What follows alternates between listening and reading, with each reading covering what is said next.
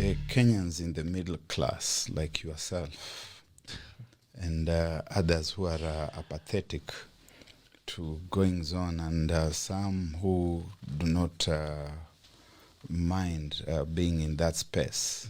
They're the ones I would agree.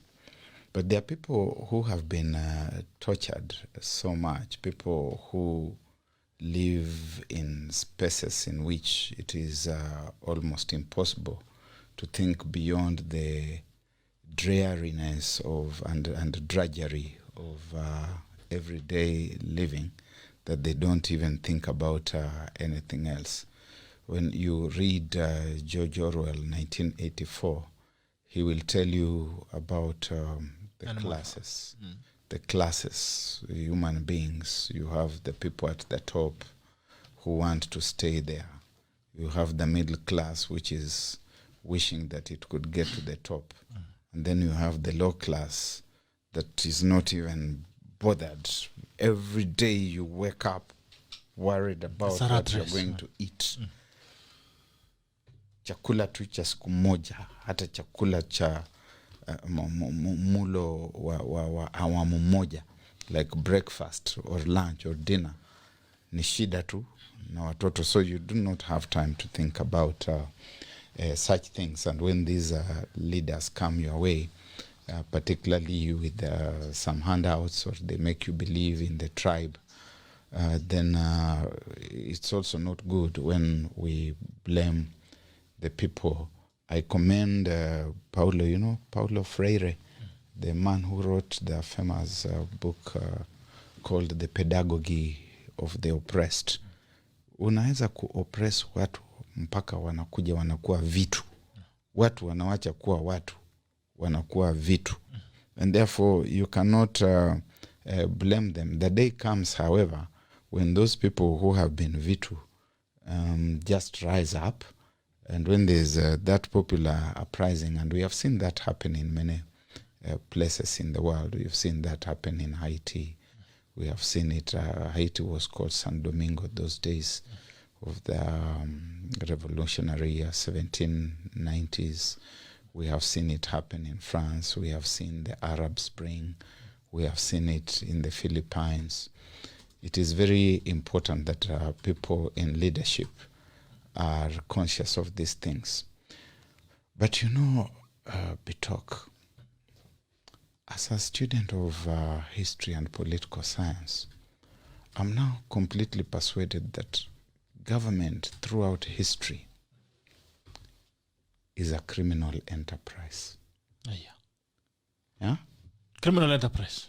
Ever since history. Government throughout history is a criminal enterprise. Everywhere, without exception.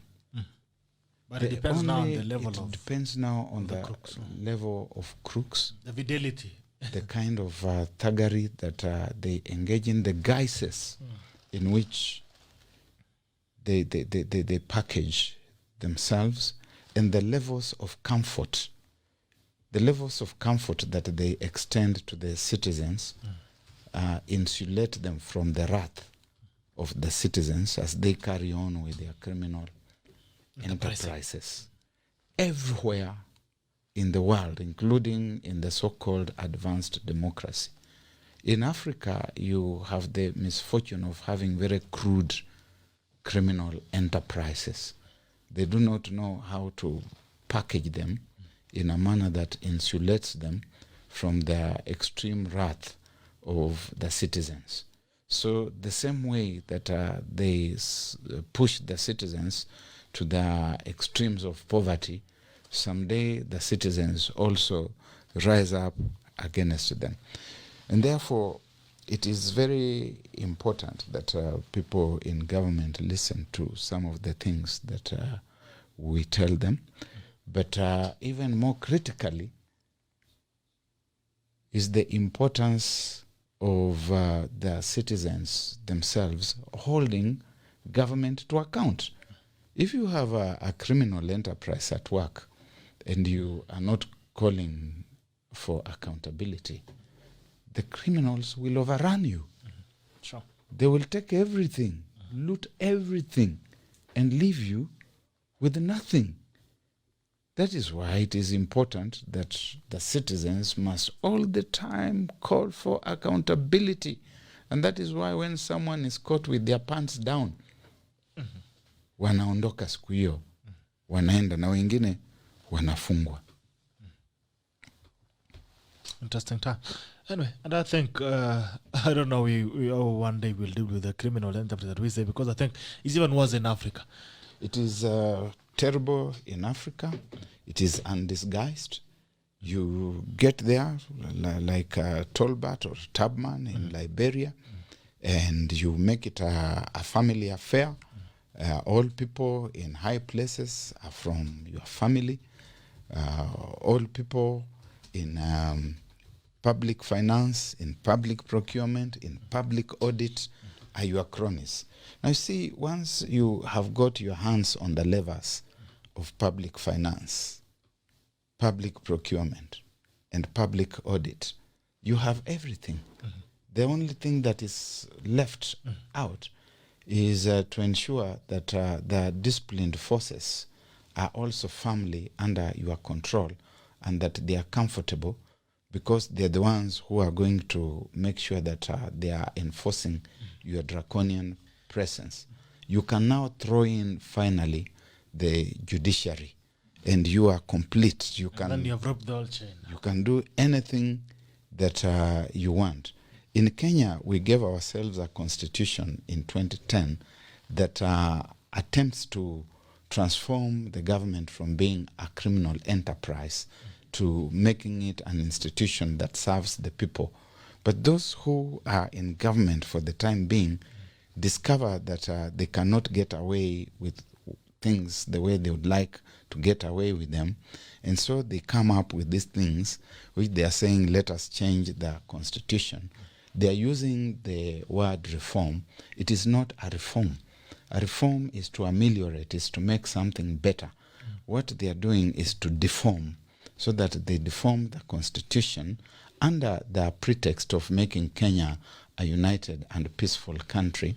And each one of the 7 musketeers that you have seen in State House is hoping that they will be the ones at the very top. If not so, they will be part of the formation. I say this talk because there's something very important which as a country we have lost sight of. In October 2017, the NASA fraternity gave the Jubilee government and the IEBC an ultimatum. They had an ultimatum with 11 considerations, which they called the irreducible minimums.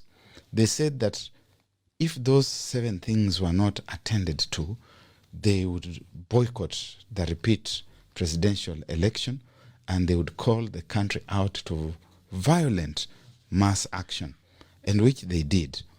Now, BBI came up to cure the country, to heal the country from getting back to that kind of situation. When you look at the BBI bill, and I have looked at it time and again, not a single of the 11 irreducible minimums Is in that document. Is in that document. Instead, we are hearing things like, we have expanded the executive, it's now going to be inclusive. And we have also created the office of the leader of opposition. Basically, what they are telling you is that it doesn't matter if an election is stolen in future, now there are more seats. Okay? You can sit comfortably in yours as the leader of the opposition after we have stolen the election. Kenyans did not fight in 2017 because there were not enough seats in the executive. They did not fight because they did not have an office called the Office of Opposition. They did not fight because 35% of CDF was not getting to the devolved spaces. They did not fight because we had a shortage of seats in parliament that we required another 70. They fought because of what was perceived to have been a stolen presidential election. The first thing for the BBI to do, therefore, should be to assure Kenyans that elections are not going to be stolen again if they have been stolen in the past. That elections are going to be conducted in a manner that does not leave anyone feeling that my election has been stolen. That the IEBC, when it is told open the servers, it will open them. The IEBC... by the way, we're not demanding for the servers to be opened. Up to now, the IEBC has not opened the servers, and I have not seen where the BBI is saying what will happen to the IEBC if it does not open the servers. I have not seen where the BBI is saying that this is how to deal with a candidate who loses the election but rejects the results and goes on to swear himself in as the president or the people's president or whatever. Those are the fundamentals that the BBI should be addressing. But because that has not been the concern, we are being told about sweeteners here and there. And next year, 2022, someone is going to come up again and say, my election has been stolen. I'm calling the country out to mass action. There's someone who has asked you a question as I take it to Noordean. There's someone who has asked you a question, Daktari. Anauliza, but ask Mr. Barrack, where was he when the views were being integrated into the document? He ought to have raised these issues then for the enlightenment of the masses as well as inclusion into the document. But unfortunately, Barrack was not. Were you a member of NASA? I think you still were. You are with my DVD. First, that is in fact, now you should be where they are saying first, that is a pedantic question by a joker who ought not to be taken seriously. But in the interest of the more serious listeners and viewers out there, I will gentrify that pedantic question and attempt to answer it. Number one, I personally, as Barrack, eventually gave the BBI the benefit of doubt.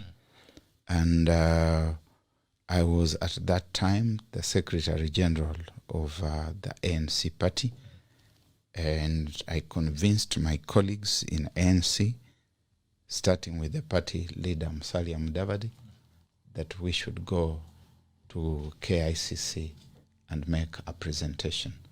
And we did. I went to the KICC and met the committee, which was chaired by Professor Adams Olo, and made a presentation in which these concerns about elections were raised. They have the memorandum. I don't know what they did with it, because in my view, then and now, the biggest problem we have is the problem of flawed elections. We fight because we do not create a proper election.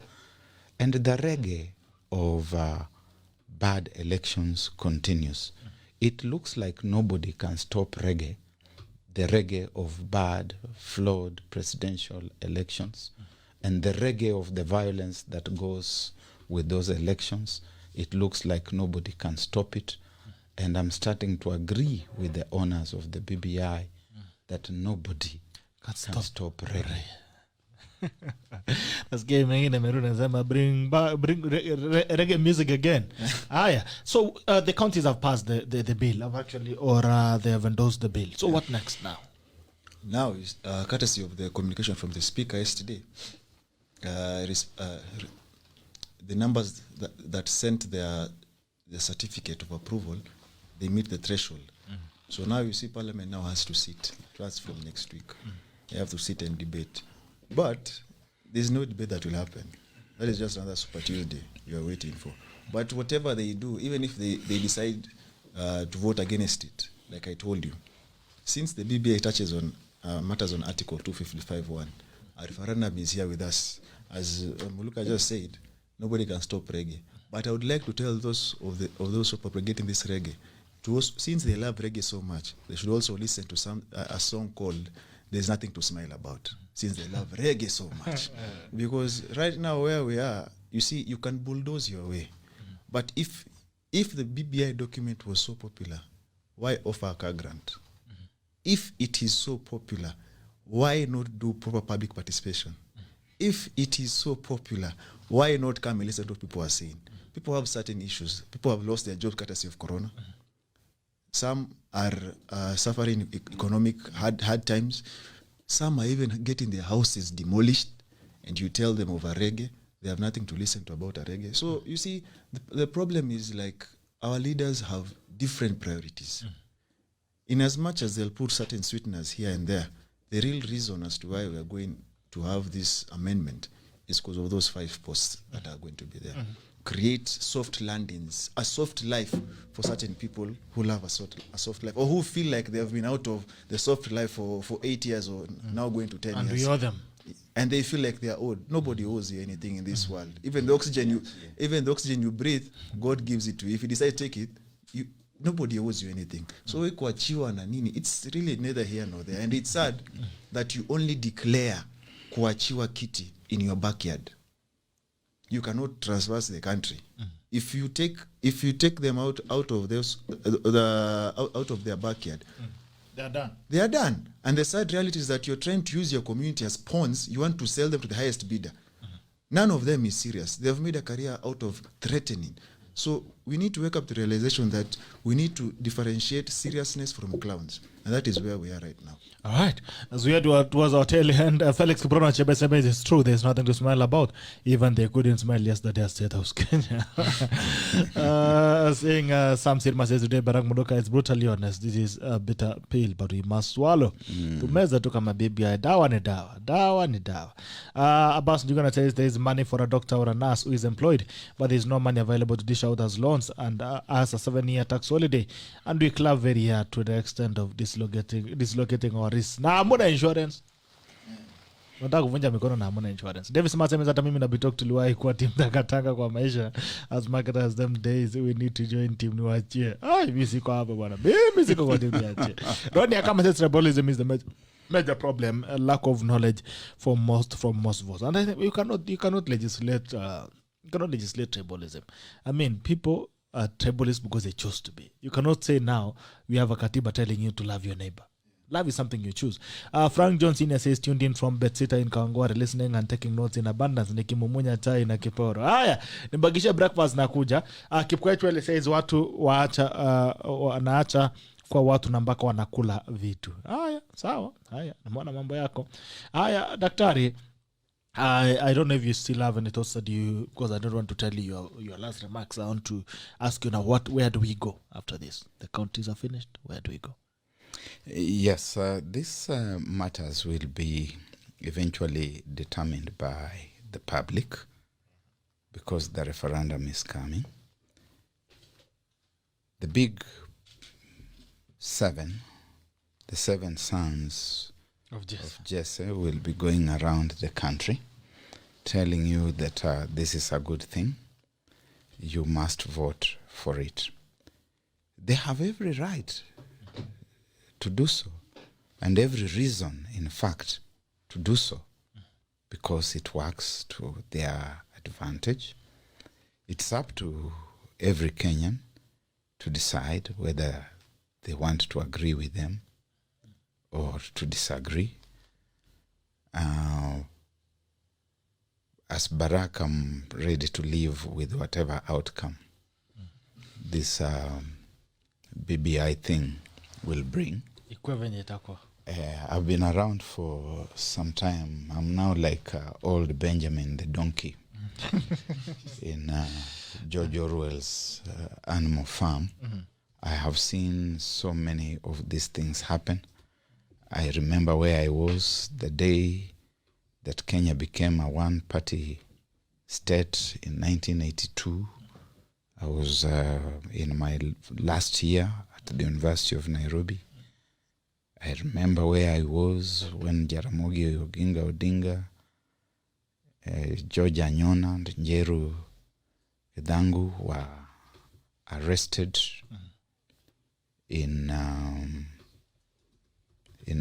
Dagoretti for planning to launch a second political party. I think they also had Ngodho Karaoke. I remember all these things. I see them happening and the cycles repeating themselves. A lot of young people are excited about these things.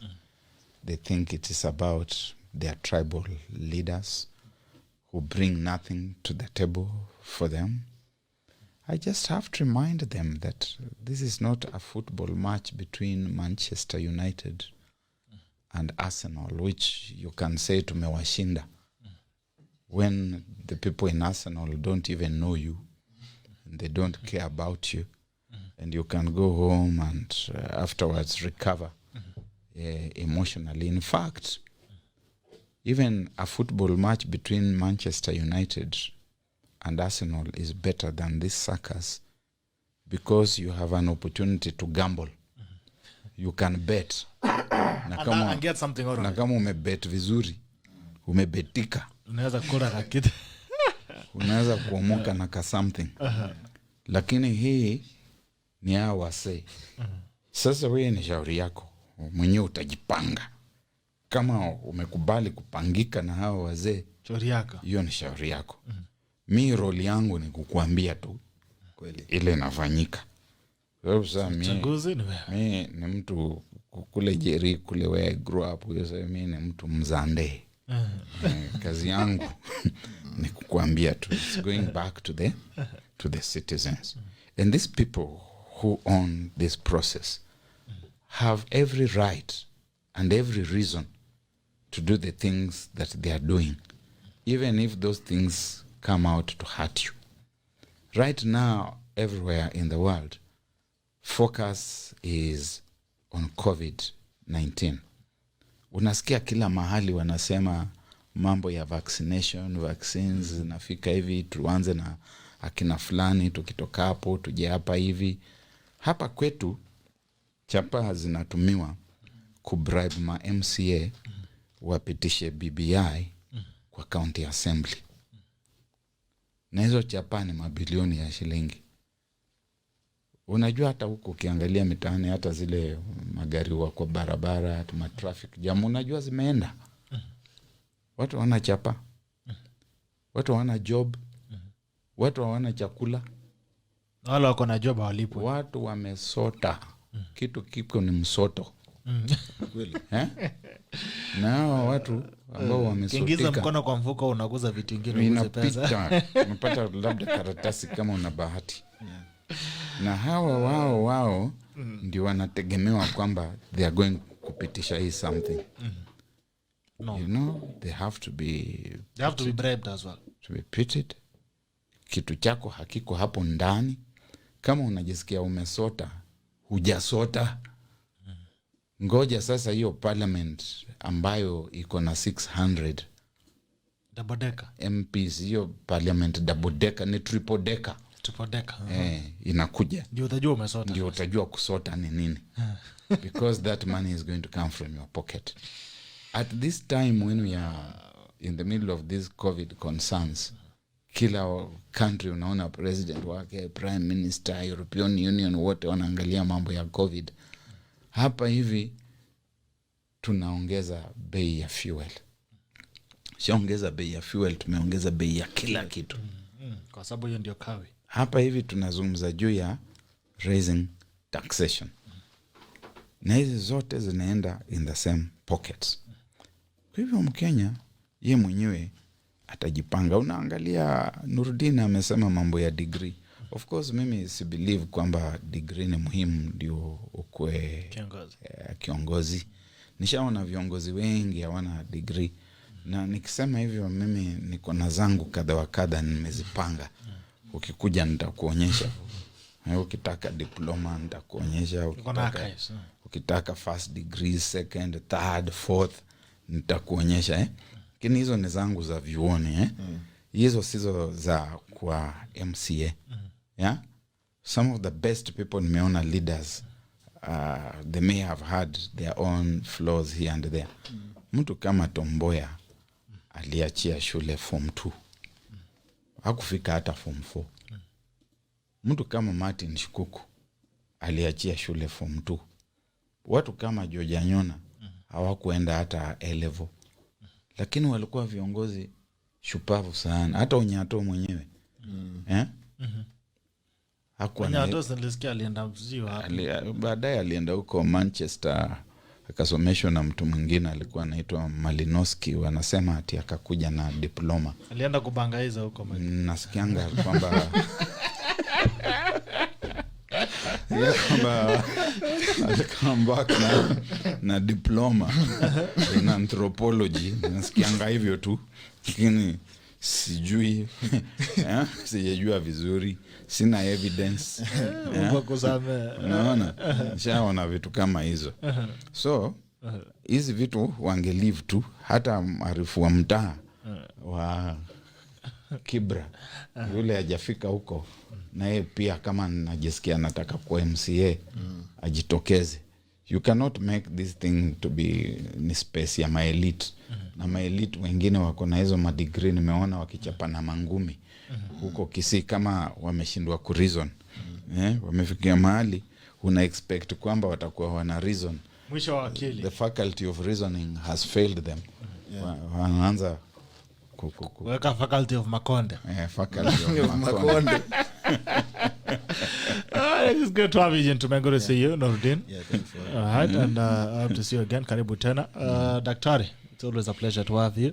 Umeleta mambo kwetu. Inaitwa mchecheto. Sijui mchecheto ni nini. Niliona tu kwenye gazeti kuna kitu inaitwa mchecheto. Sasa sijui mchecheto ni nini, lakini nitajaribu tena kutumia next week ndio nijue ni nini. Baadaye nitakuuliza utaniambia. Anasema Raila alifika ngapi Sule? Kuna watu wanasema ni mtu ya welding. Sijajua vizuri, lakini mimi usikianga kwa yeye ni engineer. Nasikianga tu. So labda kweli ni engineer. Anasema Raila alifikanga ngapi Mr. Muluka? Kila mtu anataka kujua Raila alifika wapi. Lakini vile wanasema kwa alikuwa na teacher hapa University of Nairobi, nikiangalia hizo ma journals hajaorodheshwa kama one of the engineers walikuwa huko. Lakini mimi nishaona mahali pengi tu unaenda unapata hata mtu anafanyanga demonstration. Najua kuna kuanga ma demonstrators. Kazi yao ni kupanga vitu kwa lab hapo au kwa workshop. Anzami daktari. Sana kwa yeye ni doki. Hata jamaa hata mzee wa kuosha ni test tubes. Akivaa hiyo koti nyeupe akitoka sema mimi na kuanga daktari. Hiyo dust coat. Ni doki. Daktari. Basi ndio mambo yalivyo. Kipole useme Barrack Muluka deconstructing Raila. Kasimba desa. Siku ya kumdeconstruct itakaa. Haijafika. Kasimba desa masaba nasikia Germany welding. Basi niseme hapa kwetu. Lakini welding pia ni vipoa tu. Hakuna shida, si ndio? Nasema kazi ni kazi. Uzuri useme tu mimi ni welder. Usituambie engineer. Sema mimi ni welder. Sababu job ni job. Job wera ni wera, kazi ni kazi. Mboka ni mboka. Haya, na basi Jiguna anasema basi anasema hapa kwetu the only concern about COVID is you would be given contracts to supply the vaccine. Whose company procure, whose daughter would manage, whose brotherhood hood. Haya, Onyato anasema aliishia Manchester kusikiza reggae na kuchoma vitu kubwa. Wewe anasema engineer wapi alienda kubangaiza Russia. Asikia nani alikuwa amevaa ile marinda ya nana kavuka Lake Victoria. Hivyo ndio alifika Russia. Sijui kama ni ukweli, utatuambia ni mwana historia. Hiyo miaka ulikuwa utatuambia kama ni ukweli. Mgani huyu? Si baba. Hapana, baba aliendea tu Egypt hapa vizuri. Historia kwenda Russia alivira na poteza luggage. Hapana, baba alienda Germany, East Germany. Akafundishwa huko. Kulikuwa mtu huko alikuwa ni anaitwa Honecker. Alikuwa ni rafiki ya baba yake. Basi wakampeleka zuoni huko, sijui ni chuo kipi. Unajua ukishakuwa wakubwa wacha nikuambie ukweli. Ukishakuwa mkubwa kwa mfano mimi si mtu mkubwa, mimi ni mtu tu guy tu hivi wa mtaani, ni kitabu nimesoma kidogo. Lakini kuna shule zile nilipitia nikiwa prai. Nikienda hapa kwetu Jerry. Faro, unajua Faro? Hapa Jericho. Nikienda hapo hiyo primary, they are proud of me. Nasema, yeah, huyu ni old boy wa hapa. Nikiingia hapa Lang'ata High School. Anasema msee wetu. Bazu. Nikitoka hapo nikienda Chavakali High School. Nisomea huko pia. Wanasema Arifu wetu. Nikitoka huko nikiingia Kadnotunga High School Mosocho. Wananitambua. Kwani ulikuwa pastoralist wa masomo? Ulikuwa unazunguka kutafuta combine harvester, hunter gatherer. Ulikuwa unazunguka kitafuta hunter gatherer in the forest of knowledge. Lakini siku hizo it was possible to go to at least 2 high schools. It was possible. Kwa sababu unafanya O level na malizia hapo unaenda huko A level. Sure. Na kama mimi my first exam ya high school ilikuwa ni Kenya Junior Secondary Education. There was something like that siku hizo. Form 2. Toka hapo nikaenda Chavakali High School Form 4. Toka hapo nikaenda Kadnotunga High School A level. Hizo zote nikienda hata University of Nairobi nikiwa tu Barrack, mtu tu wa kawaida hivi. The University of Nairobi has recognized me to the extent that I have served on the council of the university. Nice. And been an official of the Alumni Association. What is the essence of what I'm saying? When you become the prime minister of a country or a president of a country, ukisema ulisomea kwa university fulani, watu wakienda kwa hiyo university wanaona jina lako on the wall of fame. Sasa tunasikia tu watu ati maengineer, ati sijui walisomea nini. Na university hiyo haijawatambua. Ukienda huko angalie our distinguished alumni. They are not there. Hauko. Wewe ulikuwa tu ukitembea mitaani ukikula mandazi. Ulipita karibu na chawiza watu. Piti hapo shule unapita hapo hivi alafu unarudi. Unaanza kujimystify. Reggae bring back love. Nasikia sasa unaleta mapenzi tena kwa reggae kimeumana. Ahmed Salim asema indeed I refer also them to the song Nothing to Smile About by Morgan Heritage. Haya. Pita sema hapo kwa kupagaza Joelis James Mwenda hadi wa leo imetu affect. Daia Gidau hata njenga Karume kumaliza primary degrees don't count. Basi njungu na in Kenya the name engineer au pilot should be investigated. Hata driver ujiita pilot. Na sini ukweli anaendesha yuko kari bwana. Hiki ni ule tu ipepe ile. Kini anaendesha kila mtu anaendesha kitu. Anyway guys, good to see you. The class is always a pleasure to have you. Thank you so much for joining us. This has been Sheria Wiki with Dr. BARRACK MULUKA and NOORDEAN KHAGAI. Jina ngumu sana. Pole sana, by the way, our good friend Daniel Malibu was involved in an accident. Small accident on the road. Pole sana. So, pole sana. Niambia kwa Kilimani wacha nikimbie nimtoe kwanza. Nimtoe kwa kidogo. Daniel Malibu, pole bwana. Na hii barabara ni hatari. Pole. Alright, the tackle is good to see you. It's always a pleasure to have you. Hope to see you again next week. Enjoy your weekend. This is the tackle ends now. Bye bye. Signing out. Asante.